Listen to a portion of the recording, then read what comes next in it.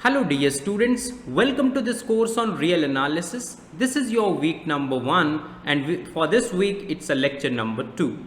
What we did previously in the last lecture, we studied the concept of sets. And after defining the concept of set, we studied subset, and after that we did some operations on set, right? In this lecture also we are going to define one more operation, and a very important one. In this lecture, we are going to define an operation particularly known as Cartesian product. Now, this Cartesian product, an operation, is going to now create a base for understanding relation, because using Cartesian product, one can easily define the concept of relation and functions. All right. So we are going to study it, and then what we are going to do is we are going to study relations.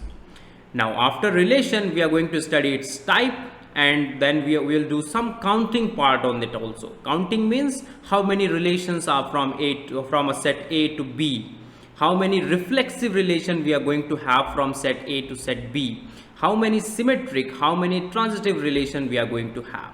All right. I hope you already know the types of relations. Then what we will do is we are going to study functions, and then later on we will study how many functions are there from a set A to B in case of finite sets. And after that what we will do is we will study its types, and also then we will also include counting part for function also. How many functions are there from a set A to B, how many one function are there from set A to set B, and how many surjective function, right? Onto functions are there. So after this, this set theory part will be finished for you. So now let us begin by just introducing this operation of Cartesian product. तो Cartesian product को समझने के लिए एक example की हम help लेते हैं. ऑलराइट, तो लेट अस से कि आपके पास एक सेट है. फॉर एग्जाम्पल आपके पास एक सेट ए है और इसके अंदर दो कलर्स अवेलेबल हैं. Let us say कि R represents red color and B represents blue color. तो दो कलर्स इसके पास हैं A सेट के अंदर. दूसरा जो सेट है B सेट, ठीक है. अच्छा, ऐसा करते हैं, B नहीं मानते हैं क्योंकि B यूज़ हो चुका है, तो A2 मान लेते हैं. तो दूसरा सेट है उसके अंदर क्या है आपके पास? आपके पास आपका स्कूल बैग है, ठीक है. आपके पास आपका कोट है, आपके पास आपकी शर्ट है. तो शर्ट को एस से रिप्रेजेंट कर लेते हैं. ऑलराइट, तो अब आपके पास एक क्वेश्चन मैं लिख रहा हूं. तो क्वेश्चन है how many pair of coloured objects can be made from the two given sets. तो ये सेट ऑब्जेक्ट्स का है और ये सेट कलर्स का है. आपको बताना है कि आपके पास कितने pair of coloured objects create किए जा सकते हैं. ऑलराइट, सपोज आपने करा कि इसके अंदर बैग है, तो बैग को आपके पास कितने कलर आप बैग को कर सकते हो. आपके पास दो कलर्स अवेलेबल है, रेड एंड ब्लू. तो बैग पर कितने कलर किए जा सकते हैं? 2 कलर्स. सिमिलरली कोट पर कितने कलर किए जा सकते हैं? कोट आपके पास क्या है? रेड भी हो सकता है, और कोट आपका क्या हो सकता है? ब्लू भी हो सकता है. सिमिलरली शर्ट आपकी रेड हो सकती है, शर्ट आपकी ब्लू हो सकती है. तो कितने आ गए? 6 आ गए. तो कैसे आपने करा? आपने पेयर बनाया. आपने कहा कि रेड कलर का बैग मैंने लिया, या फिर हो सकता है आप रेड कलर का क्या लो, कोट आप कर दो. रेड कलर से आप क्या क्या कर सकते हो? रेड कलर की आप शर्ट बना सकते हो. देन आप क्या कर सकते हो? ब्लू कलर का बैग भी बना सकते हो, ब्लू कलर का शर्ट भी बना सकते हो, सॉरी ब्लू कलर का कोट एंड ब्लू कलर का शर्ट भी आप बना सकते हो. तो कितने ऑब्जेक्ट्स बनाए जा सकते हैं? टोटल ऑब्जेक्ट्स जो आप बना सकते हो, coloured objects I will say, वो क्या है? 6 आप बना सकते हो. ठीक है. तो बस यही जो मैंने करा अभी, इसी को हम क्या कहते हैं? कार्टेशियन प्रोडक्ट कहते हैं. तो कार्टेशियन प्रोडक्ट के लिए हम डेफिनेशन लिखते हैं यहाँ फॉर्मल. तो मैंने लिखा यहाँ पर, let us say we have 2 sets A and B. Let A and B be 2 sets. The Cartesian product A cross B. तो ये नोटेशन होगा कार्टेशियन प्रोडक्ट का. is the set of all ordered pairs of element from A and B. तो क्या meaning है इसका? Ordered pair का मतलब है कि आपको क्या करना है, ए से एक एलिमेंट उठाना है और उसको पेयर कर देना है बी के किसी एलिमेंट से। तो कैसे आप लिखोगे ए क्रॉस बी को, ए से एक एलिमेंट उठाया एंड देन इसको पेयर कर दिया बी के एलिमेंट के साथ, सच दैट यहाँ पर ये ए जो है ये किससे है, ए से है, और बी जो है किससे है, कैपिटल बी से है। तो ये जो है ये क्या है, डेफिनेशन है। This is the definition of Cartesian product. अगर इन दोनों सेट में से ए या फिर बी में से कोई एक भी सेट एम्प्टी हो जाता है तो फिर ए क्रॉस बी एम्प्टी आपका आएगा। ठीक है, तो क्या नोट है आपके लिए, नोट ये है, इफ ए इज एम्प्टी और B is empty then A cross B will be empty. ठीक है, तो आपके पास दोनों के दोनों नॉन एम्प्टी सेट हो तभी जाके ये ए क्रॉस बी जो है नॉन एम्प्टी आएगा। तो या तो A is equal to phi है या फिर B is equal to phi है, दोनों में से कोई एक भी फाई हो गया तो आपका आंसर क्या आएगा, ए क्रॉस बी का फाई ही आएगा। ऑर्डर, एक नोट में लिख रहा हूं, ऑफ द एलिमेंट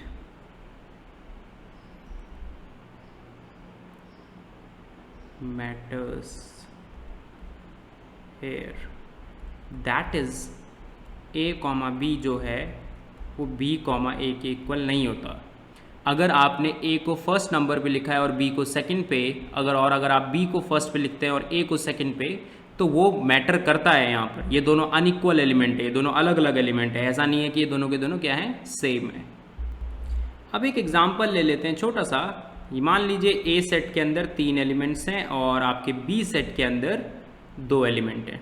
ठीक है, फॉर एग्जाम्पल 4 और 5। तो ए क्रॉस बी आपका कैसा दिखने में होगा, ए क्रॉस बी आपका इस तरीके से कुछ दिखने में होगा कि आपको क्या करना है, पेयर्स बनाने हैं। तो यहाँ से एक एलिमेंट उठाना है, अगर आप ए क्रॉस बी लिख रहे हैं तो यहाँ से एक एलिमेंट उठाना है, देन यहाँ से दूसरा एलिमेंट उठाना है। तो जैसे आपने 1 4 लिया, देन आप 1 5 ले सकते हो, राइट। Similarly 2 4 2 5 and then 3 4 3 5। ठीक है, तो आप क्या कर रहे हो, यहां से एक एलिमेंट उठा रहे हो, यहां से दूसरा एलिमेंट उठा रहे हो। तो कितने पेयर बनाए जा सकते हैं, जितने एलिमेंट यहां पर हैं। जैसे सपोज करो यहां से एक एलिमेंट आपने उठाया, उसके कितने पेयर बन जा रहे हैं, जितने एलिमेंट बी सेट के अंदर मौजूद हैं। सेम टू सेम काम, यहां से उठाओ दूसरा एलिमेंट, उसके कितने पेयर बन जाएंगे, जितने इसके अंदर एलिमेंट हैं। तो total number of elements in Cartesian product क्या हो जाएगा, जितनी इस सेट की कार्डिनैलिटी है मल्टीप्लाइड विद इस सेट की कार्डिनैलिटी। तो क्या लिखा हुआ है मैंने कि अगर ए के पास m एलिमेंट है, बी के पास n एलिमेंट है, तो ए क्रॉस बी में कितने एलिमेंट हो जाएंगे, वो आपसे पूछा गया है। तो जैसे आपके पास हमें क्या निकालना है, कार्डिनैलिटी निकालनी है ए क्रॉस बी की। तो कार्डिनैलिटी को जनरली हम रिप्रेजेंट करते हैं इससे, ए क्रॉस बी, एंड देन अगर हमने मॉड टाइप लगा दिया बाहर से तो उसे हम रिप्रेजेंट करेंगे कि ये कार्डिनैलिटी के बारे में बात हो रही है। तो तरीका क्या है, यहाँ से एक एलिमेंट पिक करो और उसको पेयर बना दो बी के जितने भी एलिमेंट है सबके साथ। तो कितना हो जाएगा, जैसे इसके अंदर m एलिमेंट्स है तो यहाँ से फर्स्ट एलिमेंट उठाया, देन कितने पेयर बन जाएंगे, जितने b के अंदर एलिमेंट है। b के अंदर n एलिमेंट्स है तो n पेयर बन गए। तो क्या हो जाएगा, यहाँ पर n आ जाएगा। जैसे यहाँ से आप दूसरा एलिमेंट उठाओगे उसके b के साथ पेयर आपको बनाने हैं। कितने बन सकते हैं, जितने यहाँ पर मौजूद हैं, n। देन यहाँ से थर्ड एलिमेंट उठाओ, उसको इसके साथ पेयर बनाओ, कितने बनाए जा सकते हैं, जितने एलिमेंट b के पास हैं। तो वापस से n आ गया। कितनी बार आपको करना होगा, जितने एलिमेंट a में मौजूद हैं। तो कितने टाइम्स हम ये कर रहे हैं, m टाइम्स हम ये काम कर रहे हैं। जितने एलिमेंट a में मौजूद हैं सबको एक एक करके पिक करना है और b के साथ पेयर बनाना है। तो आंसर आएगा m.n। तो हमेशा याद रखना है कि a की अगर कार्डिनैलिटी m है, b की कार्डिनैलिटी n है, देन a क्रॉस b की कार्डिनैलिटी m क्रॉस n होगी। अब एक नोट हम लिखने जा रहे हैं। ये जो नोट है ये इक्वालिटी के रिगार्डिंग है। आपके पास मान लीजिए 2 ऑर्डर्ड पेयर्स हैं, तो ये जो है इसे हम कहते हैं, यूज़ करते हैं इसके लिए ऑर्डर्ड पेयर वर्ड। यहाँ पर लिखता हूँ मैं, ये क्या है, ordered pair. 2 ordered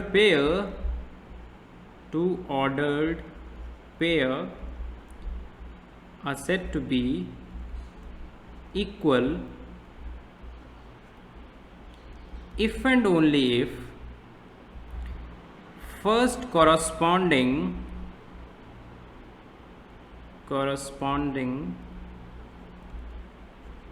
element are equal and second corresponding element are equal। तो मीनिंग ये है कि ऑर्डर्ड पेयर दो कब इक्वल होंगे, जब फर्स्ट वाला फर्स्ट के इक्वल होगा, सेकंड वाला सेकंड के इक्वल। फॉर एग्जांपल जैसे कि यहाँ पर 1 लिखा हुआ है, तो ये first ordered pair, first element है इस ऑर्डर्ड पेयर का, तो ये इसके इक्वल है, but 4 is not equal to 5, that is why दोनों के दोनों क्या है, अलग अलग है। ठीक है, अब इस पर एक क्वेश्चन देख लेते हैं। फॉर एग्जाम्पल आपको बोला जा रहा है, मान लीजिए इस क्वेश्चन में हमने लिखा है, आपको कहा जा रहा है कि ये दो ऑर्डर्ड पेयर इक्वल है, आपको क्या करना है, values of x and y निकालनी है। तो ऑर्डर्ड पेयर कब इक्वल होते हैं, जब ये पार्ट इसके इक्वल हो और ये वाला पार्ट इसके इक्वल हो। तो ये इफ एंड ओनली इफ है। इफ एंड ओनली इफ का मतलब है अगर इक्वल है ऑर्डर्ड पेयर तो फर्स्ट वाला इस फर्स्ट वाले के इक्वल होगा, सेकंड वाला सेकंड वाले के इक्वल होगा। और अगर आपको चेक करना है कि इक्वल है या नहीं है तो भी आपको यही यूज़ करना पड़ेगा कि अगर फर्स्ट वाला फर्स्ट के इक्वल है, सेकंड वाला सेकंड के इक्वल है, तो आप चेक कर सकते हो। तो यहाँ से हमने देखा कि आप क्या कर सकते हो, तो आप इस तरीके से लिख सकते हो x+1 is equal to 3, this will imply x is equal to 2, right. x की वैल्यू निकल गई। y-2 is equal to 1, this will imply y is equal to 3। ठीक है, तो इस तरीके से हम काम कर सकते हैं। अब डिफाइन करते हैं रिलेशन को। तो रिलेशन क्या होता है, रिलेशन एक्चुअली में क्या करना है आपको, मान लीजिए आपके पास एक सेट है A और एक सेट है B, तो इस सेट के अंदर कुछ एलिमेंट हैं, आपके B सेट के अंदर कुछ एलिमेंट हैं, दोनों को हमें रिलेट करना है। फॉर एग्जाम्पल मैं लिखता हूँ A सेट के अंदर मैंने अल्फ़ाबेट के 3 लेटर्स लिखे हैं, A, B and C, alright. और B सेट में कंसीडर कर रहा हूँ नेम्स का। तो B सेट के अंदर मैंने मान लीजिए लिखा है, फॉर एग्जाम्पल एक नेम लिख लेता हूँ मैं, अमन, ऑलराइट। मैंने यहाँ पर लिख दिया दूसरा नेम भानु, C फॉर मैंने लिख दिया है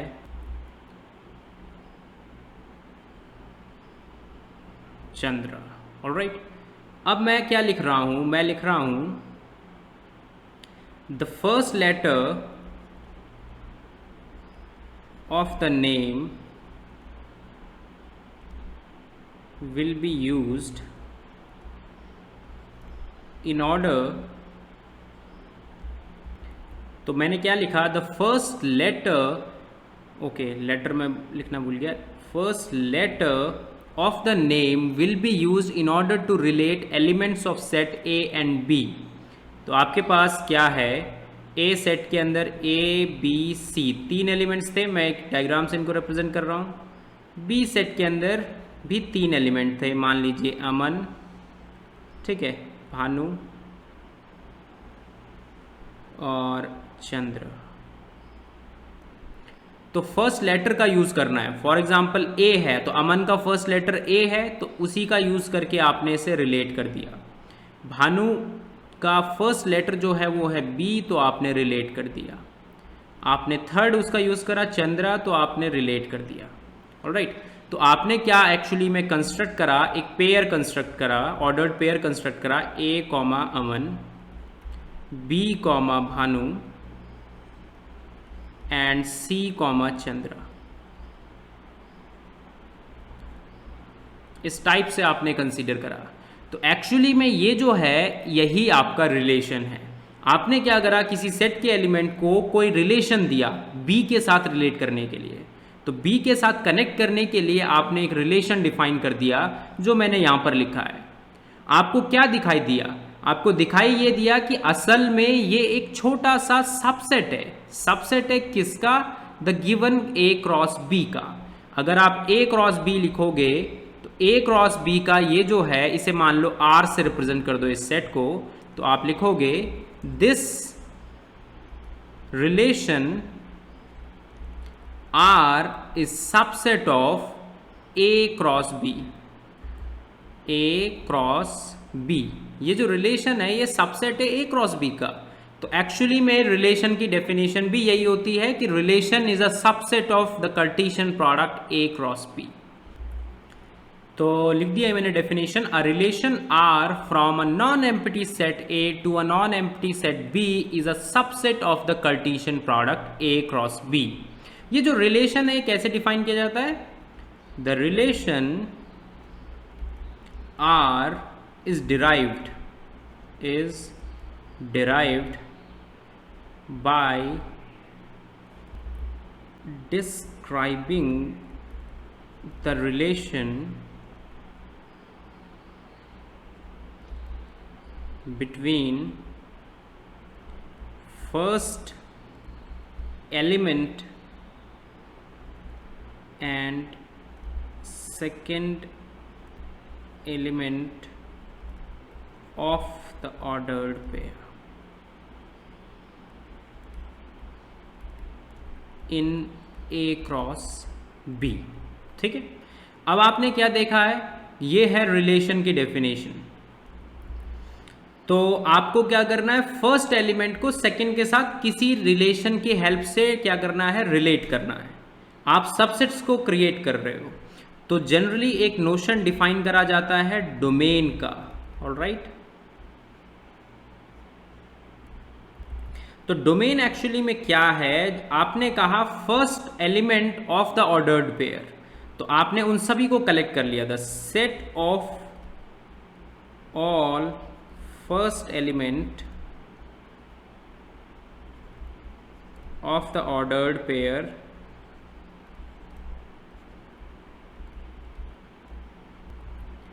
in R is known as domain। तो फॉर एग्जाम्पल अभी अभी आपने जो एग्जाम्पल देखा था, उस एग्जाम्पल में ये फर्स्ट पेयर था, है ना, फर्स्ट पेयर आर के अंदर के ये फर्स्ट एलिमेंट है उस पेयर का। तो फर्स्ट एलिमेंट है उस पेयर का, तो इसका आपने एक सेट बना दिया। तो ये जो सेट बनाया है इसको हमने नाम दे दिया डोमेन, एंड इसको नाम दे दिया कोडोमेन। ऑलराइट, तो कोडोमेन डिफाइन करने से पहले रेंज डिफाइन करना जरूरी है थोड़ा सा। तो मैं लिखता हूं, the set of all second element of the ordered pair in R is known as codomain, is known as range। ठीक है, अब यहां पर मैं एक और चीज ऐड करता हूं, pair in R in relation R from A to B, ठीक है, in relation R from A to B is called range, and the whole set B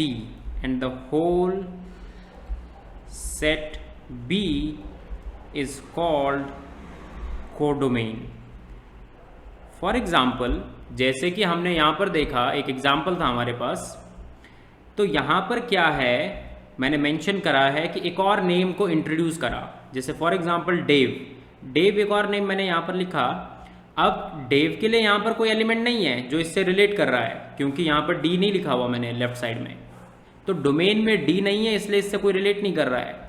तो जिनसे एलिमेंट रिलेटेड हैं डोमेन के, उनका अगर आपने कलेक्शन लिया तो वो क्या बनाएगा, range, and the complete set B is called codomain. तो कंप्लीट सेट को आप कोडोमेन कहोगे, जो रिलेटेड है उसको आप रेंज कहोगे। अब एक एग्जाम्पल लिखते हैं जो थोड़ी देर पहले हमने पहले भी लिखा था। फॉर एग्जाम्पल, ए एक सेट है जिसके अंदर 3 एलिमेंट है 1 2 3। बी एक सेट है जिनके अंदर 2 एलिमेंट है 4 5। तो आपने इनका कार्टेशियन प्रोडक्ट करा, मान लीजिए। तो कार्टेशियन प्रोडक्ट क्या क्या आएगा, देखो 1 4, देन 1 5, देन 2 4, देन 2 5, ठीक है, देन 3 4, देन 3 5, ठीक है। तो इसके अंदर कितने एलिमेंट आ गए, टोटल 6 एलिमेंट आ गए। अब मान लीजिए मैं यहां से क्या कर रहा हूं, एक रिलेशन निकालना चाह रहा हूं। तो रिलेशन क्या है, रिलेशन की डेफिनेशन को अगर आप देखोगे तो रिलेशन अपने आप में एक सेट है। है ना, इसका आपने एक सेट लेना है, सॉरी सबसेट लेना है। तो अगर आप इस A क्रॉस B का कोई सबसेट लोगे तो वो अपने आप में ही क्या बन जाएगा, एक रिलेशन बन जाएगा। तो कोई भी सबसेट अगर आपके माइंड में है, फॉर एग्जाम्पल आपने सिंगलटन सबसेट उठाया तो this is also a relation. आपने कोई और उठाया सेट, फॉर एग्जाम्पल आपने लिया 1 4 then 1 5, this is also a relation. ये भी रिलेशन है, ये भी रिलेशन। आप कोई सा भी सबसेट ले लो, कोई सा भी सेट ले लोगे वो रिलेशन, सबसेट ले लोगे वो रिलेशन बन जाएगा। तो फॉर एग्जाम्पल आपने 2 5 लिखा, ये भी एक रिलेशन बन गया। कोई सा भी सबसेट आप लोगे तो वो एक रिलेशन बन जाएगा। तो जिस तरीके से सेट के दो रिप्रेजेंटेशन थे, पहला रिप्रेजेंटेशन कि आप क्या कर रहे थे, आप रोस्टर में लिख रहे थे फॉर्म में, एंड देन आपने सेट बिल्डर फॉर्म लिखी। इसी तरीके से रिलेशन को भी दोनों तरीके से लिखा जा सकता है, रोस्टर फॉर्म में भी और सेट बिल्डर फॉर्म में भी। ठीक है, तो आई होप आपको समझ आ चुका है। अब आप पूछोगे, मान लीजिए कि टोटल नंबर ऑफ रिलेशंस कितने हो सकते हैं from a set A to B। मैं लिखता हूं, तो मैंने लिखा है कि टोटल नंबर ऑफ रिलेशंस हमें फाइंड आउट करने हैं from a set A to set B where cardinality of A is M, cardinality of B of is N। ठीक है, तो बिकॉज आप कर क्या रहे हो, एक्चुअली में आप बोल रहे हो कि अगर मैं सबसेट लिख दूंगा A क्रॉस B का तो वो रिलेशन होगा ही होगा। रिलेशन की डेफिनेशन में आपने कहा relation is a subset of A cross B। आपको पता है कि टोटल नंबर ऑफ सबसेट्स कैसे निकालते हैं, लेक्चर 1 में हमने ये बात करी थी, इसका प्रूफ भी हमने दिया था कि लेक्चर 1 में कि टोटल नंबर ऑफ सबसेट्स कैसे निकाले जाएंगे। तो यहाँ पर मैं डायरेक्टली इसका सॉल्यूशन लिख लेता हूँ कि कितना हो जाएगा आंसर। देखो, सबसे पहले तो आपको ये देखना होगा कि A क्रॉस B की कार्डिनलिटी कितनी होगी। तो अगर M उसकी कार्डिनलिटी है A की, N उसकी है, तो A क्रॉस B की M इंटू N होगी। तो टोटल नंबर ऑफ रिलेशन ये जो है ये किसके इक्वल हो जाएगा, total number of subset, total number of subset of A cross B which is equal to 2 to the power M dot N। तो जितने सबसेट्स आप बना सकते हो उतने ही टोटल क्या हो जाएंगे, रिलेशन। तो टाइप्स ऑफ रिलेशन हमें पढ़ने हैं। टाइप्स ऑफ रिलेशन को पढ़ने के लिए हमें इस रिलेशन को ऑन ए डिफाइन करना होता है। ऑन ए का मतलब क्या है, या फिर इन ए भी बहुत सारे लोग लिखते हैं। इस बात का मतलब ये है कि आपका क्या है, ए से लेकर ए पर ही रिलेशन है, डोमेन भी ए है, कोडोमेन भी ए है, तब हम टाइप्स ऑफ रिलेशन को डिफाइन करते हैं। तो लिखते हैं let R be a relation, let R be a relation in A. ठीक है, देन फर्स्ट हमें पढ़ना है रिफ्लेक्सिव रिलेशन। किसी भी रिलेशन को रिफ्लेक्सिव कब कहते हैं उसकी अब डेफिनेशन लिखते हैं। If for all a belonging to capital A imply a comma a belongs to are.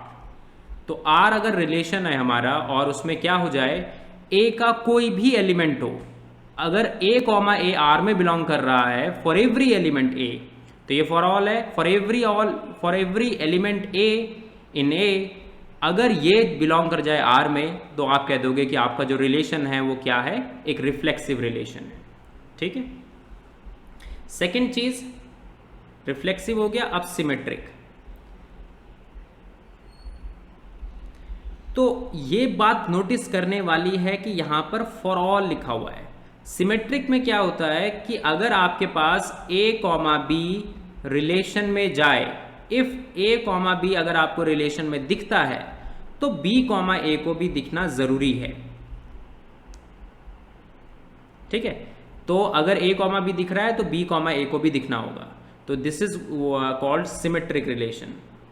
Third number जो चीज हमें पढ़नी है उसका नाम है ट्रांजिटिव, ट्रांजिटिव रिलेशन। तो ट्रांजिटिव रिलेशन में हमें क्या पढ़ना है कि अगर ए कॉमा बी रिलेशन में है एंड बी कॉमा ए भी रिलेशन में है, सॉरी बी कॉमा सी भी रिलेशन में है, बी कॉमा सी भी रिलेशन में है, देन ए सी को बिलोंग करना होगा रिलेशन में, तब जाके आप उसे क्या कह दोगे, ट्रांजिटिव रिलेशन कह दोगे। ठीक है, then a comma c belongs to R. यहाँ पर जो ए और बी है ये ये ए के एलिमेंट है, और यहाँ पर भी ए बी सी जो तीनों के तीनों एलिमेंट है वो किसके हैं, ए के एलिमेंट है। तो शुरू से नोटिस करते हैं यहाँ पर क्या होना चाहिए, फॉर एवरी ए, कोई सा भी ए अगर आपको सेट में दिखाई देता है उसके लिए अगर ए कॉमा ए रिलेशन में है तभी जाके आप उस रिलेशन को रिफ्लेक्सिव कहोगे। सिमेट्रिक में अगर ए बी दिखाई दिया तो बी ए को दिखना होगा। ट्रांजिटिव में ए बी दिख रहा है, बी सी दिख रहा है तो ए सी को दिखना होगा। ऑलराइट, ठीक है। दो टाइप के रिलेशन और होते हैं, एंटी सिमेट्रिक एंड एसिमेट्रिक। उसको हम क्या करेंगे, बाद में स्टडी करेंगे, क्योंकि पहले मैं एक टर्म देना चाह रहा हूं यहां पर इक्विवेलेंस रिलेशन की। इक्विवेलेंस रिलेशन जब पढ़ लेंगे देन उसको बाद में डिफाइन कर लेंगे, उनकी काउंटिंग को भी हमें डिफाइन करना है। तो मैं लिखता हूं, if a relation R is reflexive, symmetric and transitive, then R is called an equivalence relation. Equivalence, ठीक है। अब क्या करते हैं, एक एग्जाम्पल लिखते हैं और उस एग्जाम्पल में चेक करते हैं कि whether the relation is reflexive, symmetric और ट्रांजिटिव और नॉट। ठीक है, तो आपके सामने मैंने क्वेश्चन लिख दिया है, अब आपको इसमें से चेक करना है। तो आप वीडियो को थोड़ी देर के लिए पॉज भी कर सकते हैं, पॉज करके आप अगर चेक करेंगे तो ज़्यादा बेटर होगा। तो देखो आपके पास जो रिलेशन है वो क्या है, 1 2 2 2 1 1 4 4 1 3 3 3 3 2। ठीक है, तो सबसे पहले रिफ्लेक्सिव चेक करेंगे, whether this relation is reflexive और नॉट। रिफ्लेक्सिव की डेफिनेशन है कि इस सेट में से आप कोई सा भी एलिमेंट पिक करो। फॉर एग्जांपल आपने 4 पिक करा तो 4,4 यहां पर दिखना चाहिए आपको। 2 पिक करोगे 2,2 दिखना चाहिए। 3 पिक करोगे 3,3 दिखना चाहिए। 1 पिक करोगे 1,1 दिखना चाहिए। ऑलराइट, तो चेक करते हैं। 1 पिक करोगे 1,1 दिख गया।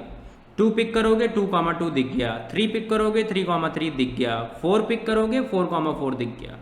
दैट मीन्स कि हम फाइनली हम क्या कह सकते हैं, आर इज रिफ्लेक्सिव। अब बात करते हैं सिमेट्रिक की। सिमेट्रिक की डेफिनेशन है कि अगर ए बी दिखाई दिया तो बी ए दिखना होगा। तो आप यहां से स्टार्ट कर सकते हैं। फॉर एग्जाम्पल 1 2 आपने देखा, अगर 1 2 देखा तो इसके लिए 2 1 होना चाहिए कहीं ना कहीं। तो देखो 2 1 देखो कहीं पर है, नहीं है। तो हमने कहा कि 1 2 तो रिलेशन का एलिमेंट है, right, but 2,1 doesn't belongs to R. तो 2,1 तो है ही नहीं आर का एलिमेंट। अब हम बात does not symmetric, does not symmetric. अब हम बात करेंगे थर्ड नंबर पे ट्रांजिटिव की। ट्रांजिटिव का है कि ए बी दिख रहा हो एंड बी सी दिख रहा हो, देन आप चेक करोगे कि ए सी है या नहीं है। ए बी बी सी होना चाहिए, देन जाके आप चेक करोगे कि ए सी है या नहीं है। तो फॉर एग्जाम्पल स्टार्ट करते हैं यहां से, जैसे कि हमने पिक करा, कोई भी पिक करते हैं, जैसे फॉर एग्जांपल 1 2 पिक करा, देन आपने 2 के साथ देखा कोई और एलिमेंट, तो 2 2 देखा, तो 1 2 2 2 AC कितना होगा 1 2 वापस से, तो 1 2 है अवेलेबल, तो इससे कुछ नहीं बना हमारा काम। सिमिलरली यहाँ पर आप देखोगे 1 3 देखोगे, देन 3 2 देखोगे, देन 1 2 भी अवेलेबल है। 1 3 3 2 1 2 इज अवेलेबल। ऑलराइट, इसके अलावा बाकी तो सारे रिफ्लेक्सिव वाले हैं जिसमें सेम सेम एलिमेंट लिखे हुए हैं। सेम सेम लिखोगे तो क्या हो रहा है कि जो ये वाले एलिमेंट है इन पे तो एटलीस्ट हमें चेक करने की भी जरूरत नहीं होती, क्योंकि इसमें दूसरा एलिमेंट है ही नहीं कुछ और। तो 2 2 है, तो अगर बी होता उसकी जगह तब हम सोचते हैं कि हाँ अब हम चेक करते हैं, but same to same element है तो हमें कोई खास नीड नहीं है। तो फॉर एग्जाम्पल आपने देखा कि 2 2 आपने देखा, देन आप 2 के साथ किसी और पेयर का देखोगे तो 2 के साथ कोई और बन ही नहीं रहा है। ए बी है बट बी सी नहीं है। सिमिलरली यहां से अगर हम देखते हैं 1 1 देन 1 2 देखोगे तो 1 2 आएगा। तो रिफ्लेक्सिव वाले जो एलिमेंट होते हैं जिनसे रिलेशन रिफ्लेक्सिव बनता है उनसे कभी भी प्रॉब्लम नहीं आती है ट्रांजिटिव में, क्योंकि जब आप इसको देखोगे 1 1 1 के साथ भले ही आपको कोई दूसरा भी मिल गया तो वो वही वाला एलिमेंट होगा ए सी। तो अगर ए और बी इक्वल है तो आप कहते हो a b belongs to R, b c belongs to R. अगर ए और बी इक्वल है तो फिर AC क्या आएगा, AC वही आएगा जो BC है, तो AC कुछ नया एलिमेंट है ही नहीं, तो इसलिए इन वालों एलिमेंट से कभी भी आपको प्रॉब्लम नहीं हो सकती ट्रांजिटिव के केस में, क्योंकि अगर A और B इक्वल है तो B और C बिलोंग करता है रिलेशन में। ट्रांजिटिव के लिए गिवन कंडीशंस क्या क्या होती है, AB BC, इतनी चीजें होनी चाहिए पहले से, तो बिकॉज BC है तो AC भी हो ही जाएगा, क्यों, क्योंकि A is equal to B है, ठीक है, तो उनसे कोई प्रॉब्लम नहीं होती जो डिफरेंट वाले थे। फॉर एग्जाम्पल 1 2 देखा, देन आपने 2 2 देखा, तो देन 1 2 अवेलेबल है, फिर आपने देखा 1 3, देन आपने देखा 3 2, देन आपने देखा 1 2 अवेलेबल है, तो ये रिलेशन जो है ट्रांजिटिव ये है, ट्रांजिटिव। अब आपके सामने एक और क्वेश्चन है, और इसमें भी आपको क्या करना है, चेक करना है whether the relation is reflexive, symmetric और ट्रांजिटिव और नॉट। तो कैसे करेंगे, इसको स्टार्ट अप कर लेते हैं।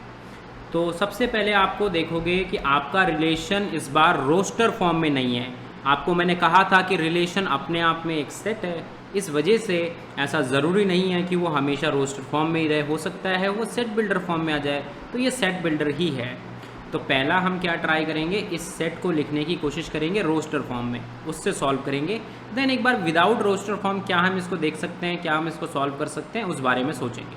ऑलराइट, तो पहले एक बार रोस्टर फॉर्म में कन्वर्ट करते हैं, ताकि आपको हैबिट सी हो जाए कि रोस्टर फॉर्म में अगर क्वेश्चन दिया गया हो तो कैसे सॉल्व करना है। तो फॉर एग्जांपल आपको क्या करना है, आपको वो सारे x और y लेने हैं, x, y लिखने हैं, such that 3x minus why it should be 0। आपका x और y कहाँ से हम ले रहे हैं, इस सेट में से ले रहे हैं 1 2 3। तो कैसे निकालोगे, एक एक करके। फॉर एग्जाम्पल y की जगह आप प्लेस करते जाओ, देन x की वैल्यू फाइंड आउट करते जाओ। अगर y की जगह 1 रखोगे तो कितना आएगा, देखो, तो 1 रखने पे हमें x की वैल्यू 1/3 मिल रही है। अगर हमने y की जगह 1 रखा तो 1/3 मिल रही है, दैट मीन्स 1 नहीं रख सकते। 2 रख सकते हैं, 2 भी नहीं रख सकते, तो 3 रख सकते हैं, 3 रख सकते हैं, क्योंकि उससे x की वैल्यू 1 मिल जाएगी, जो कि इस सेट में अवेलेबल है। आप जो भी वैल्यू रख रहे हो, आपको x और y वहीं का एलिमेंट चाहिए। तो आपको पता चला कि अगर आपने y की जगह 3 रखा तो x की जगह 1 आ जाएगा, राइट। अब आपने 4 पुट करके देखा, तो जैसे 4 पुट करके देखोगे आप, तो 3x माइनस वाई लिखा हुआ है, तो 4 वर्क नहीं करेगा, 5 वर्क नहीं करेगा, कौन वर्क करेगा, 6। तो 2,6 विल वर्क, क्योंकि 6 रखोगे तो x की वैल्यू 2 निकल के आ जाएगी। 7 रखोगे 7 वर्क नहीं करेगा, 8 रखोगे 8 वर्क नहीं करेगा, 9 रखोगे तो वर्क कर जाएगा, तो कितना आएगा 3,9।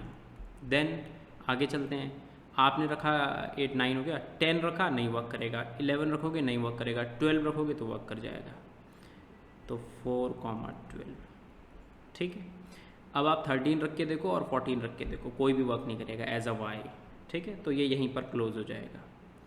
x को अगर आपने इनके अलावा कुछ और रखा तो y की वैल्यू नहीं आएगी कुछ भी, ठीक है।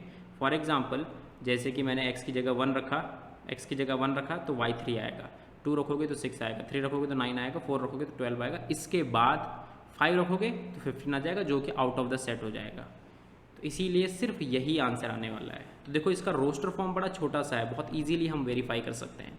रोस्टर फॉर्म में इसलिए वेरीफाई कराना चाह रहा हूँ क्योंकि उससे ज़्यादा बेटर आइडिया मिल पाता है।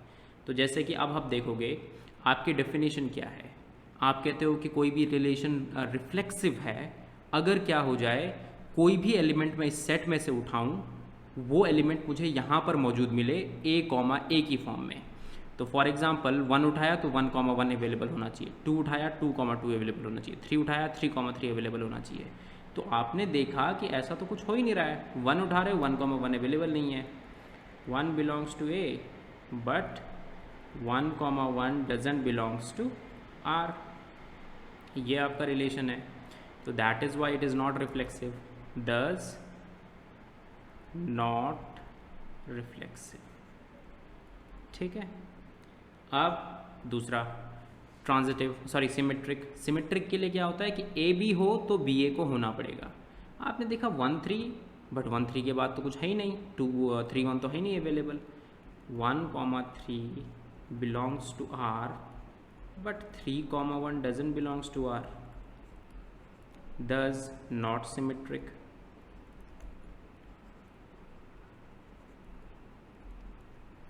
थर्ड, अब आपको बात करनी है whether the relation is transitive और नॉट। ट्रांजिटिव होने के लिए ए बी अगर है, बी सी है, देन आप चेक करते हो। ठीक है, तो चेक करते हैं। जैसे ए बी, देन आपने 3 9 देखा, देन आपने 1 9 देखा, 1 9 तो अवेलेबल ही नहीं है आपके लिए, तो क्या लिखूँगा 1 3 बिलोंग कर रहा है, 3 9 बिलोंग कर रहा है आर में, but 1 9 doesn't belongs to R, thus not symmetric.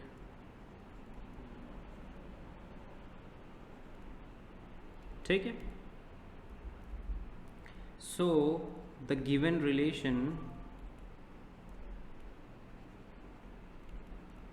is neither reflexive nor symmetric nor transitive. तो आपको समझ आ गया? ठीक है, अब मैंने लिख रहा हूँ कि सॉल्व करना है, मान लीजिए आपको without converting it to roster form. ठीक है, तो कैसे करेंगे? सबसे पहले रिफ्लेक्सिव का चलिए चेक करते हैं। तो रिफ्लेक्सिव के लिए आपका ए कॉमा ए अवेलेबल होना चाहिए, तो आप लिखोगे कि 3a माइनस ए ज़ीरो हो ही नहीं सकता if A is non zero. देखो, मैं ये कहना चाह रहा हूँ कि हमें क्या चाहिए होता है, ए कॉमा ए चाहिए होता है आर का element. A comma A R का एलिमेंट तभी बनेगा जब 3a minus a non zero हो, सॉरी 3a माइनस ए ज़ीरो हो, बट 3a माइनस ए तो 2a होता है which is always non zero, so not reflexive. इस तरीके से सोच सकते हो। ठीक है, सिमेट्रिक के लिए हालांकि खैर क्या करना पड़ेगा, आप ऐसा बोल सकते हो कि let a comma b belongs to R. ठीक है, तो इसका मतलब क्या होगा कि 3a माइनस बी जो है वो ज़ीरो आ रहा होगा। तो अगर 3a माइनस बी ज़ीरो है तो क्या इससे पता चलता है आपको कि 3b माइनस ए भी ज़ीरो होगा? तो ऐसा ज़रूरी नहीं है कि 3b माइनस ए भी ज़ीरो होगा। 3a माइनस बी ज़ीरो है, b is equal to 3a है, ऐसा थोड़ी है कि 3b इज इक्वल टू ए भी हो जाएगा, तो ये पॉसिबल नहीं है। तो इसीलिए b comma a doesn't belongs to R. Similarly आप क्या कर सकते हो, ट्रांजिटिव के लिए भी चेक कर सकते हो। ऑलराइट, तो ये खुद से आप कर लेना। तो अब मुझे लगता है कि जो आपने रिलेशन को समझा है, रिफ्लेक्सिव, सिमेट्रिक एंड ट्रांजिटिव वाला पार्ट, वो आपको क्लियर है। मेरा काम यहाँ पर एज अ लेक्चर देने के लिए क्या है कि आपको डेफिनेशन क्लियर हो, बाकी क्वेश्चन अटेम्प्ट करना आपका काम है। अब तो आपको असाइनमेंट शीट में क्वेश्चंस मिलेंगे, आपको क्विज़ में क्वेश्चन मिलेंगे, अगर आप इसका क्विज़ अगर आप अटेम्प्ट करोगे तो वहाँ पर भी आपको क्वेश्चंस मिलेंगे। तो बाकी क्वेश्चंस हम डिस्कस नहीं करेंगे, अभी हम बस एक ऐसा क्वेश्चन डिस्कस कर लेते हैं जो कि जिसमें रिलेशन रिफ्लेक्सिव भी हो, सिमेट्रिक भी हो, ट्रांजिटिव भी हो, ऐसा क्वेश्चन कर लेते हैं, क्योंकि उसी के बेसिस पर मुझे आपको कुछ बताना है। तो आपके सामने एक क्वेश्चन मैंने लिखा है कि show that the relation R in the set a is equal to 1 2 3 4 given by r is equal to a comma b such that mod of a minus b is given is an equivalence relation। तो पहली चीज़ करते हैं, आइए reflexive. तो reflexive हमें check करना है, right. तो हमने क्या चेक करना है कि कोई भी a अगर मैं इस सेट में से उठाऊं तो क्या वो इसमें बिलोंग करेगा। तो आपने कहा कि लेट एक एलिमेंट उठाया आर्बिट्ररी a में से, आपको पता है कि mod of a minus a कितना होता है, इट इज़ ऑलवेज ज़ीरो। ठीक है, and zero is an even number, is an even number. ठीक है, तो thus a comma a belongs to R, क्योंकि रिलेशन में कोई चीज़ कब जाएगी, जब ये कंडीशन सेटिस्फाई हो। अगर ये कंडीशन सेटिस्फाई हो रही है तो वो रिलेशन में चला जाएगा, और आपने देखा कि ये कंडीशन सेटिस्फाई हो रही है, thus a comma a belongs to R. अब हम बात करते हैं सिमेट्री की। तो सिमेट्री की डेफिनेशन में क्या होता है कि अगर a कॉमा बी जाए तो b कॉमा ए को जाना होगा। तो let a comma b belongs to R, then इसका मतलब क्या है कि अगर a कॉमा बी जा रहा है, इसका मतलब है कि mod of a minus b is an even number. अब आपको पता है कि mod of a minus b जो है वो mod of b minus a के इक्वल होता है। Thus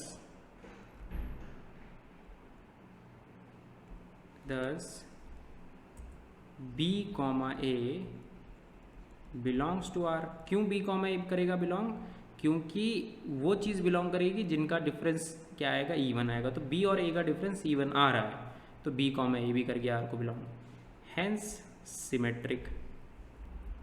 तो सिमेट्रिक ट्रांजिटिव के लिए मैंने लिखा कि let a comma b and b comma c belongs to R, this imply कि mod of a minus b is even and mod of b minus c is even. तो इस तरीके से आपको सोचना होगा कि mod of a minus b is even and mod of b minus c is even. आपको चाहिए क्या? आपको चाहिए कि ए कॉमा सी करना चाहिए belong. To show a comma c belongs to R, we have to show mod of A minus C is even। ठीक है, अब इस तरीके से सोचो, अगर ये mod of A minus B is even है, A minus B even, mod of A minus B is even, that means कि इसको आप हमेशा लिख सकते हो 2 into m something, m1 लिख लेता हूँ। B minus C is even, that means आप इसको लिख सकते हो 2 dot m2, है ना। आप इन दोनों इक्वेशन को सब्ट्रैक्ट कराओ, सब्ट्रैक्ट अगर आपने करा तो a माइनस सी कितना आ जाएगा 2 times of m1 minus m2, और अगर आपने फिर मॉड ले लिया तो वो कितना आ जाएगा twice of m1 minus m2। तो आपको दिखाई दिया कि mod of a minus c is also an even number, is an even number. तो हमें जो शो करना था वो हमने ला दिया। आपको शो करना था कि a कॉमा सी बिलोंग करेगा। अब आपने कहा कि ए कॉमा सी बिलोंग करने के लिए हमें नेसेसरी कंडीशन क्या है, नेसेसरी एंड सफिशिएंट कंडीशन क्या है कि mod of a minus c को इवन आना पड़ेगा, and that is why we have this thing. Got it? तो फाइनली ये रिलेशन क्या हो गया? रिफ्लेक्सिव भी हो गया, सिमेट्रिक भी हो गया, ट्रांजिटिव भी हो गया। दैट मीन्स ये रिलेशन आपका क्या है? एक इक्विवेलेंस रिलेशन है। तो आर एक इक्विवेलेंस रिलेशन आ गया। ठीक है, अब मैं क्या करने वाला हूँ, हर एक एलिमेंट से कौन कौन से एलिमेंट रिलेटेड हैं उस चीज़ को लिखना चाहता हूँ। फॉर एग्जाम्पल आपके पास सेट क्या था? आपके पास सेट था a is equal to 1 2 3 4 5, right? यही था ना सेट? चेक कर लेते हैं। ऑल राइट, तो यही सेट था, है ना। तो बिकॉज यही सेट था, अब मैं काम कर सकता हूँ। मैं क्या चाह रहा हूँ, मेरा एम एक्चुअली में ये है कि मैं ये चाहता हूँ कि जो जो एलिमेंट इसके अंदर हैं सबसे रिलेटेड वाले एलिमेंट हम लिख लेते हैं। फॉर एग्जांपल 1 से कौन कौन रिलेट कर रहे हैं, तो 1 से रिलेटेड एलिमेंट अगर आपको लिखने हैं तो आपको चेक करना होगा कि किस नंबर में से 1 को माइनस कराया जाए, जिसकी वजह से आपका आंसर क्या आ जाए, एक इवन नंबर आ जाए, और उसका मॉड्यूलस आपको लेना है। तो 2 - 1 इज़ 1, तो मॉड्यूलस आप लोगे तो भी ये इवन नंबर नहीं आएगा, but 3 - 1 is an even number, है ना। 3 - 1 का मॉड इज़ इवन, तो दिस इम्प्लाई कि 3 is related to 1. Similarly 4 - 1 is not an even number, 5 - 1 is even, है ना, 4 आ रहा है, तो ये इससे रिलेट कर गया। तो आपने, और आप अगर 1 को भी देखोगे, 1 को 1 छूट गया मेरे से, अगर हम 1 को भी देखते हैं तो 1 को अगर आप देखोगे 1 - 1 is 0, 0 is an even number, तो 1 भी यहाँ पर आ जाएगा। तो अगर मैं क्या कर रहा हूँ, 1 से रिलेटेड वाले एलिमेंट लिख रहा हूँ तो उसको मैंने एक नोटेशन दे दिया कि स्क्वायर ब्रैकेट के अंदर मैं लिखूंगा, तो वो मेरा नोटेशन हो जाएगा कि 1 से कौन कौन से रिलेटेड हैं एलिमेंट। अब मैंने देखा 2 से रिलेटेड एलिमेंट, तो कौन कौन से आएंगे? देखो, सबसे पहले तो 2 ही आ जाएगा। 2 क्यों हो जाएगा? क्योंकि 2 - 2 is 0, 2 - 2 is an even number, तो इसी वजह से 2 आ गया। सिमिलरली 4 क्यों आएगा? 4 - 2 इज़ एन इवन नंबर। फिर 5, वो 2 और 4 दो ही चीज़ें आएंगी, ठीक है, और कोई नहीं आएगा। ये मैंने लिख दिया। सिमिलरली अगर आपने अब 3 के लिए करा तो 3 के लिए आप खुद से चेक करके देखना, 1 3 5 ही आपका आंसर आएगा, और 4 के लिए आप चेक करोगे तो इसका आंसर 2, 4 ही आएगा। फिर आप 5 को लिए देखोगे 1 2 3 4 5, तो 5 के लिए भी 1 3 5 आंसर आएगा, ठीक है। तो एक्चुअली में जो हम ये काम कर रहे हैं, ये काम आपने देखा है पहले भी, कहाँ पर? जब आप इक्विवेलेंस क्लास का नोशन किसी ने आपको पहली बार बताया होगा। तो ये जो काम है इसमें हम क्या करना चाह रहे हैं, 1 से रिलेटेड एलिमेंट ढूंढ रहे हैं, 2 से ढूंढ रहे हैं, 3 से ढूंढ रहे हैं। तो आपने देखा कि ये जो है एग्जैक्टली इसके इक्वल है। दैट मीन्स जो एलिमेंट 3 से रिलेटेड हैं वही, जो एलिमेंट 3 से रिलेटेड है और जो एलिमेंट 1 से रिलेटेड है वो दोनों सेम सेट फॉर्म कर रहे हैं। सिमिलरली जो एलिमेंट 5 से रिलेटेड है वो सेम सेट फॉर्म कर रहे हैं, और 2 और 4 वाले सेम सेट फॉर्म कर रहे हैं, ठीक है। तो अब मैं क्या करूँगा, एक सेट बनाऊँगा 1 3 5 एंड 2 4, तो ये जो है इसे नाम दे देता हूँ थोड़ी देर के लिए A1 और इसे नाम दे देता हूँ A2। तो मैं लिखता हूँ पहली चीज़, all the elements of A1 are related to each other. ये बात सही है या नहीं है? तो रिलेटेड है एक दूसरे से, क्यों? क्योंकि आपने देखा तीनों के लिए जो हमने रिलेटेड एलिमेंट्स का सेट लिखा था वो इक्वल आ रहा था। तो 1 3 से रिलेटेड है, 3 5 से रिलेटेड है, 5 1 से रिलेटेड है ना? इस तरीके से आप सोच सकते हो कि all the elements of A1 and A1 are related to each other. All the elements of A2 are related to each other, are related to each other, है ना? सारे के सारे एलिमेंट एक दूसरे से रिलेटेड हैं, क्योंकि 2 की अगर हम 2 से जो रिलेटेड एलिमेंट थे वो हमने लिख दिए, 4 से जो रिलेटेड एलिमेंट थे वो हमने लिख दिए, दोनों सेम सेट फॉर्म कर रहे हैं, तो हम कह सकते हैं कि एक दूसरे से रिलेटेड हैं। तो अब मैं क्या कह रहा हूँ कि A1 और A2 का इंटरसेक्शन आप चेक करो कि इनके बीच में कितने कॉमन एलिमेंट्स हैं। इनके बीच में अगर आप कॉमन एलिमेंट्स देखोगे तो वो आएगा 5। अगर आप इनका यूनियन करोगे A1 का और A2 का, तो वो आंसर आ जाएगा पूरा का पूरा सेट। देखो 1 2 3 4 5। तो आप क्या कहोगे, here A1 and A2 are disjoint equivalence class. Equivalence class, तो नाम दे रहा हूं मैं क्लास। तो ये जो है ये क्या रिप्रेजेंट कर रहा है, क्लास ऑफ 1। ये क्या है, क्लास ऑफ 2। क्लास भी बोलते हैं बहुत सारे लोग, और कुछ लोग इक्विवेलेंस क्लास भी वर्ड यूज करते हैं। Equivalence class of 1, equivalence class of 2, equivalence class of 3। ठीक है, क्लास लिख देता हूँ, क्लास लिखना छोटा है। एक क्लास ऑफ 3, यहाँ पर 4, क्लास ऑफ 4, क्लास ऑफ 5। तो होता क्या है कि अगर आपके पास कोई रिलेशन R है जो कि एक इक्विवेलेंस रिलेशन है on the set A, then what that equivalence relation will do, that equivalence relation will break this set into disjoint equivalence classes। तो आप देखोगे कि ये जो सेट है A, इसको आपने ब्रेक कर दिया है A1 और A2 में। A1 और A2 क्या है, इक्विवेलेंस क्लासेस हैं। तो मैं वर्ड यूज करता हूँ डिसजॉइंट। तो A को आपने क्या कर दिया, ब्रेक कर दिया। तो आप क्या कर सकते हो, हमेशा गिवन सेट A को क्या लिख सकते हो, यूनियन लिख सकते हो, as a union of disjoint equivalence classes. ऐसा हम हमेशा कर सकते हैं। ठीक है, तो मैंने लिख दिया कि if R is an equivalence relation in A, then we can express A as disjoint union of equivalence classes. ठीक है, तो आपको समझ आ चुका है कि इक्विवेलेंस क्लास क्या है। आपका जो सेट है वो पार्टीशन हो जाता है, उसका 2 हिस्सों में, 3 हिस्सों में, 10 हिस्सों में, इस टाइप से वो बंट जाएगा डिपेंडिंग ऑन द रिलेशन। और उनका अगर आप क्या देखोगे, इंटरसेक्शन देखोगे तो आपको एम्प्टी मिलेगा, वो डिसजॉइंट होंगे। एंड अगर आपने यूनियन लिया तो आपको वो सेट वापस मिल जाएगा। तो आप किसी गिवन सेट को ब्रेक कर सकते हो अलग अलग टुकड़ों में यूजिंग एन इक्विवेलेंस रिलेशन। तो आई होप अब आपको समझ आ चुका है। ठीक है, क्या समझ आ चुका है कि रिलेशन क्या है और उसके टाइप्स क्या हैं। अब हमें बात कर लेनी चाहिए काउंटिंग के ऊपर, काउंटिंग ऑफ रिलेशन। ठीक है, आपने रिलेशंस को काउंट करना तो सीख ही लिया था कि total number of relation from this set A to set B will be like this 2 to the power m.n। ये फॉर्मूला हमने पढ़ा था। अब हमें पढ़ना है कि कितने रिफ्लेक्सिव हो सकते हैं, कितने सिमेट्रिक हो सकते हैं, कितने ट्रांजिटिव हो सकते हैं। ठीक है, तो स्टार्ट हमें करना है कि total number of reflexive relations कितने हो सकते हैं यहाँ से। तो एक छोटा सा एग्जाम्पल से हम इसको प्रूफ करेंगे। एक एग्जाम्पल मैं ले रहा हूँ, let R be a relation in the set A मान लिया, और A को छोटा सा सेट ले लो ताकि इजी हो जाए रिप्रेजेंट करने के लिए। ठीक है, तो 1 2 3 आपने मान लिया। तो अब R एक रिलेशन है। ठीक है, आपको क्या करना है, आपको रिफ्लेक्सिव रिलेशंस को काउंट करना है। दैट मीन्स कि आपका क्या होना चाहिए रिलेशन के अंदर। डेफिनेशन क्या है, डेफिनेशन है कोई भी रिलेशन रिफ्लेक्सिव तब होगा जब A, बिलोंग करे फॉर एवरी A को बिलोंग करना चाहिए।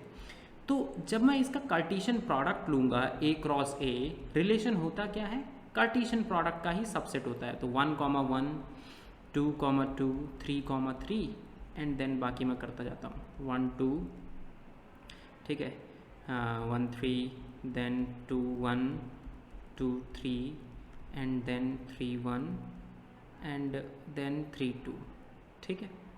तो मैंने कार्टेशियन प्रोडक्ट के जितने एलिमेंट हो सकते थे लिख लिए। अब आपको क्या करना है, आपको रिफ्लेक्सिव रिलेशन फाइंड आउट करना है। तो रिफ्लेक्सिव रिलेशन क्या होता है? रिफ्लेक्सिव रिलेशन में आपके पास ये पोर्शन हमेशा आना ही चाहिए, ये पोर्शन हमेशा आना चाहिए। कौन सा पोर्शन हो सकता है कि ना आए? वो हो सकता है ये वाला पोर्शन। तो ये पोर्शन जो है मैंडेटरी है आपके लिए कि आपके सेट में होना ही चाहिए। अगर ये नहीं हुआ तो रिलेशन रिफ्लेक्सिव ही नहीं होगा। तो रिलेशन क्या होता है? Subset of A cross B, और यहाँ पर तो बी की जगह ए ही है, तो subset of A cross A. 9 elements थे, टोटल रिलेशंस कितने हो सकते हैं? 2 to the power 9। But total number of reflexive relation में आपका ये एलिमेंट फिक्स्ड है, इसे आपको रिलेशन में रखना ही होगा। अगर आपने इसको नहीं रखा तो रिफ्लेक्सिव ही नहीं होगा रिलेशन। तो इसके पास चॉइस है कि ये एलिमेंट आए या ना आए, ये वाला एलिमेंट आए या ना आए, इसके पास चॉइस है। तो आया तो एक नया रिलेशन बन जाएगा, नहीं आया तो एक नया रिलेशन बन जाएगा, ठीक है। इसी तरीके से सब पे चॉइस है, सब पे चॉइस है। एंड आपने देखा कि आपका आंसर कितना आ गया? 2 to the power 6 आ गया। तो आप कर क्या रहे हो? आपके पास एक सेकेंड, आपके पास जो टोटल रिलेशंस होते हैं, total relations 2 to the power n square होते हैं। अगर a की कार्डिनैलिटी n है, suppose a is a set with cardinality n, तो total relation 2 to the power n square होगा, क्योंकि आपको a to a रिलेशन चाहिए। तो m डॉट n होता था, यहाँ पर m और n दोनों इक्वल हैं, तो 2 to the power n square आ गया। बट अगर आपको रिफ्लेक्सिव चाहिए तो रिफ्लेक्सिव के लिए आपको किन एलिमेंट्स को रखना ही होगा सेट के अंदर? तो जो n एलिमेंट होंगे 1 1 2 2 3 3 4 4 n, वो एलिमेंट्स तो रखने ही पड़ेंगे सेट के अंदर। दैट मीन्स कि आपको आपकी चॉइसेस जो हैं वो कम हो चुकी हैं। कितने टाइम्स? जैसे इस केस में 3 टाइम्स चॉइसेस कम हुई थी। क्यों? क्योंकि मतलब 2 to the power 3 टाइम्स कम हुई थी। क्यों? क्योंकि ये एलिमेंट्स हमें फिक्स करने हैं। तो यहाँ पर कितना आंसर आ जाएगा? रिफ्लेक्सिव रिलेशंस कितना आएंगे? 2 to the power n square. तो टोटल रिलेशंस थे, बट मुझे इसमें से हटाने हैं n एलिमेंट्स, क्योंकि अब मेरे पास n एलिमेंट्स के ऊपर चॉइस नहीं है कि वो आएगा या नहीं आएगा। रिफ्लेक्सिव है तो आना ही होगा। तो 2 to the power n square minus n। तो रिफ्लेक्सिव रिलेशंस कितने हो जाएंगे? 2 to the power n square minus n, ठीक है। तो आई होप आपको समझ आ चुका है। अब बात करते हैं total number of symmetric relation पे। तो यहाँ पर भी सेम टू सेम कहानी है। यहाँ पर क्या कहानी है कि एक छोटा सा एग्जांपल लेके मैं आपको बताता हूँ। आपने लिखा a इज इक्वल टू 1 2 3। अब आपने मान लीजिए a क्रॉस a करा, तो a क्रॉस a मैं लिख लेता हूँ। तो ये मैंने लिख दिया 1 1 2 2 3 3 1 2 1 3 2 1 2 2 3 3 1 3 3, ये सारे के सारे एलिमेंट्स लिखती है। अब यहाँ पर कितनी चॉइसेस कम होंगी, ठीक है, वो सबसे इंपॉर्टेंट मैटर करेगा। फॉर एग्जाम्पल आप चाह रहे हो total number of symmetric relations को लिखना, ठीक है। तो स्टार्ट करेंगे इन वाले एलिमेंट से, इसके बारे में बात करेंगे अभी, बट पहले इनसे करेंगे। तो इस तरीके से आपको सोचना है कि अगर मैं 1 2 के लिए चॉइस ले रहा हूँ कि हो सकता है 1 2 आए, हो सकता है ना आए, क्योंकि रिलेशन क्या होते हैं? सबसेट ही होते हैं।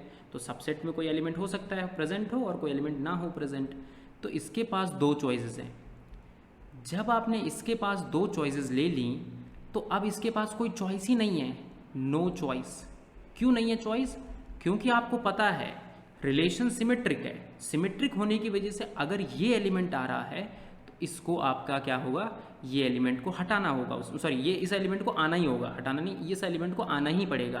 तो ये आया तो इसको ऑटोमेटिक आना पड़ जाएगा। तो यहीं पर हमने 2 चॉइसेस ले लिए, तो इसकी चॉइसेस खत्म, ठीक है। तो अब इसकी चॉइसेस हो गई खत्म। इसी तरीके से अगर मैं 1 3 के लिए चॉइसेस ले रहा हूँ कि हो सकता है 1 3 आए, हो सकता है ना आए, तो इसकी चॉइसेस खत्म हो जाएंगी, वहाँ पर इसकी चॉइस खत्म हो जाएगी, राइट। फिर सिमिलरली 2 3 के लिए देखेंगे तो 2 3 एंड देन 3 2 नहीं लिखा, अच्छा 3 3 लिख दिया यहाँ पर गलती से, 3 2 है ये। तो जैसे 2 3 है, सपोज आपने कहा कि इसकी चॉइस में ले रहा हूँ 2, तो फिर इसकी हटानी पड़ेगी आपको चॉइसेस, राइट। अब आते हैं इन एलिमेंट्स पर। तो ये जो एलिमेंट्स हैं ये बिल्कुल ईजी से एलिमेंट है, क्योंकि देखो ए बी बी ए, तो ए बी भी यही है, बी ए भी यही है, तो ये आए ना आए दोनों अपने ऊपर चॉइसेस रखता है कि आ गया तो एक नया रिलेशन क्रिएट हो जाएगा और सिमेट्रिक भी होगा ही होगा, क्योंकि ए बी बी ए यही है, और नहीं आया तो दूसरा रिलेशन क्रिएट हो जाएगा। तो इसके पास भी 2 चॉइसेस हो जाएंगी, इसके पास भी 2 चॉइसेस, इसके पास भी 2 चॉइसेस। तो कितना आंसर आया आपका? आपका आंसर आया, तो आपका आंसर आया 2 to the power 6। तो हो क्या रहा है ये सोचते हैं। फॉर एग्जाम्पल अगर एक मैट्रिक्स कंस्ट्रक्ट करने की कोशिश की जाए, क्या करने की कोशिश की जाए? Matrix construct. मैट्रिक्स का मतलब है कि आपने ऑपरेशन दिया कि भाई हम क्या कर रहे हैं, रिलेशन हम ले रहे हैं R, और यहाँ पर लिखा हुआ है 1 2 3, यहाँ पर भी लिखा हुआ है 1 2 3, 1 1 को रिलेट करेंगे तो यहाँ पर आएगा 1 1, देन आएगा 1 2, देन आएगा 1 3, ठीक है, then 2 1, then 2 2, then 2 3, then 3 1, then 3 2, then 3 3, ठीक है। तो ये मैंने सारे के सारे कार्टेशियन प्रोडक्ट के एलिमेंट्स को लिख लिया। अब आप इस तरीके से सोचो कि 2 1 आ रहा है सेट में, तो अगर आपने 2 1 के ऊपर चॉइस दी तो 1 2 के ऊपर चॉइस गई, खराब वो वेस्ट हो गई। 1 2 की कोई चॉइस नहीं है, उसे आना पड़ेगा या फिर नहीं आना पड़ेगा।